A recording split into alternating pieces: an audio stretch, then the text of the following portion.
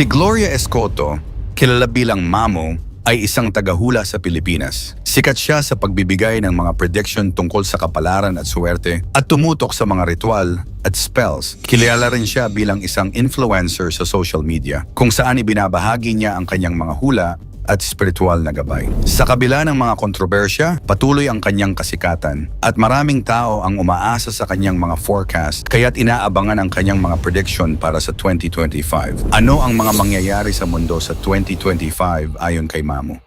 May posibilidad ba ng malawakang trahedya o swerte? Yan ang ating aalamin.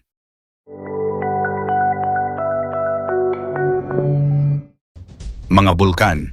Ang pagsiklab ng mga higanteng natutulog. Tila maraming bulkan sa Pilipinas ang magkakaroon ng aktibidad sa 2025. Ayon kay Mamo, maraming bulkan sa bansa ang posibleng magpakita ng aktibidad o pumutok sa 2025. Ang Babuyang Claro sa Cagayan ay magpapakita ng aktibidad ngunit hindi pa sasabog. Ang Banahaw sa Laguna ay magkakaroon lamang ng minor activity habang ang Biliran sa Leyte at Mount Didicas sa North Cagayan ay nananatiling tahimik. Samantala, mas seryoso ang banta ng Mount Bulusan sa Bicol na posibleng pumutok sa Hunyo. Ang Canlaon sa Negros ay inaasahang sasabog sa Abril habang ang Mayon sa Albay ay magpapakita ng aktibidad sa unang quarter ng taon. Posibleng sasabog ang Kagwa sa Cagayan de Oro at ang Hibok-Hibok sa Mindanao. Ang Taal sa Batangas ay may posibilidad ng pagsabog sa Enero o Pebrero. Bagamat hindi pa tiyak, ang Mount Parker sa Mindanao and Mount Iraya sa Batanes ay posibleng magpakita ng paggalaw. Sa kabila ng banta, nananatiling tahimik ang ibang bulkan tulad ng Kabalian, Matutum, Musuan at Leonard. Payo ni Mamo na manatiling alerto ang mga residente sa mga apektadong lugar. Lindol, ang Big One at tsunami. Nakikita ni Mamo ang banta ng malalakas na lindol dulot ng aktibidad sa mga fault line ng bansa. Pinakamalaking panganib ang dala ng West Valley Fault na maaaring magdulot ng matinding pinsala sa Metro Manila at mga karatig lugar. Kasama rin sa mga dapat paghandaan ang mga fault lines sa Visayas at Mindanao na posibleng magdulot ng lindol na makasisira sa infrastruktura at kabuhayan. Ayon kay Mamo, ang pagkakaroon ng kaalaman sa earthquake drills, pagkakaroon ng emergency kits, at pagkukumpuni ng mga gusali ay mahalaga upang mapigilan ang mas malaking trahedya. Ang tinaguriang The Big One ay tila hindi pa darating ngayong taon, ngunit ang mga fault line ay tahimik na gumagalaw. Ang Manila Trench, Casiguran Trench, fault line ng Rizal at Nueva Ecija ay may senyales ng aktibidad. Ang Mindoro naman sa ilalim nito ay may bulkan na nagtatago at maaaring magdulot ng sakuna sa hinaharap. Posible ring makaranas ang Pilipinas ng unang tsunami nito sa modernong panahon. Dapat alamin ng bawat Pilipino kung nasaan ang mga fault lines sapagkat ang mga ito'y maaaring gumising anumang oras. Matinding pag-init. Babala ni Mamo, mararanasan ng Pilipinas at iba pang bahagi ng mundo ang matinding init sa 2025. Ang heatwave na ito ay posibleng magdulot ng pagkamatay ng maraming tao, lalo na ang matatanda, bata at mga may karamdaman. Dahil dito maaaring mawala ng tubig at kuryente, lalo na sa kasagsagan ng tag-init. Pinapayuhan niya ang lahat na manatiling hydrated, iwasan ang matagalang pagbilad sa araw, at ugaliing alagaan ang kalikasan upang maiwasan ang mas malalang epekto ng climate change. Ang tag-init sa 2025 ay inaasahang magiging matindi. Ayon sa hula, 10 beses na mas mainit ito kaysa dati. Heat stroke at biglaang pagpanaw ang nagbabadyang epekto nito. Ang init na ito ang tila magsisilbing babala sa bawat isa na dapat paghandaan ang hindi maiiwasang pagbabago sa klima. Matinding ulan at pagbaha.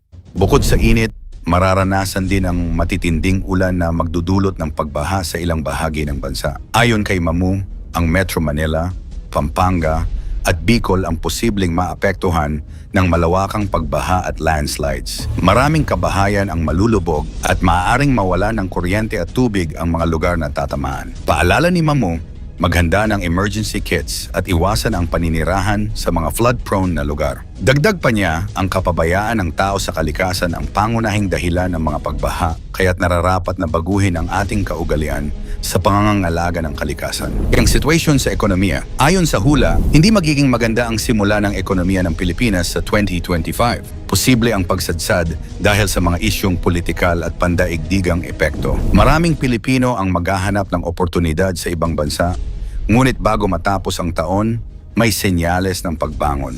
Malaking hamon ang haharapin ng ekonomiya ng bansa sa 2025 ayon kay Mamu. Sa unang bahagi ng taon, tataas ang presyo ng mga pangunahing bilihin at babagsak ang halaga ng piso kontra dolyar, dahilan upang magsara ang ilang negosyo. Maraming Pilipino ang magdurusa sa epekto nito, lalo na ang mga nasa laylayan ng lipunan. Gayunpaman, sinabi ni Mamu na sa huling bahagi ng taon ay maaaring bumuti ang kalagayan ng ekonomiya dahil sa tulong mula sa ibang bansa at bagong programa ng gobyerno.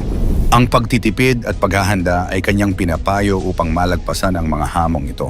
Matinding aksidente. Ayon kay Mamu, magiging madalas ang mga malalaking aksidente sa 2025. Isang grupo ng mga nakamotor ang masasangkot sa matinding aksidente na magdudulot ng pagkamatay ng marami. Dagdag pa rito, may lulubog na malaking barko at 2 private planes na may sakay ng mga influential na tao ang babagsak. Isa namang pampublikong eroplano ang misteryosong mawawala. Ang mga trahedyang ito ay mag-iiwan ng kalungkutan sa mga pamilya ng biktima. Kaya't paalala ni Mamu, maging maingat sa biyahe at palaging magdasal para sa kaligtasan ng bawat isa.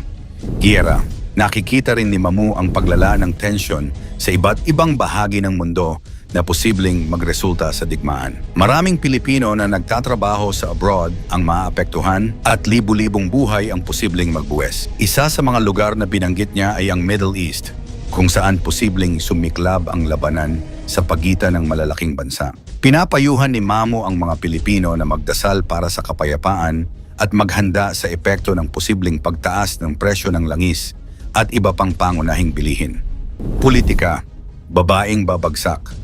Isang malaking political shake-up ang inaasahang magaganap sa 2025. Isang kilalang babaeng politiko ang posibleng bumaba sa pwesto na magdudulot ng kaguluhan at pagkakawatak-watak ng bansa. Maraming susuporta sa kanya, ngunit marami rin ang tututol. Ang politika ay nagiging mas magulo, kaya't ang pagkakaisa ng Pilipino ay tila malalagay sa alanganin. Gamot sa cancer sa taong 2025.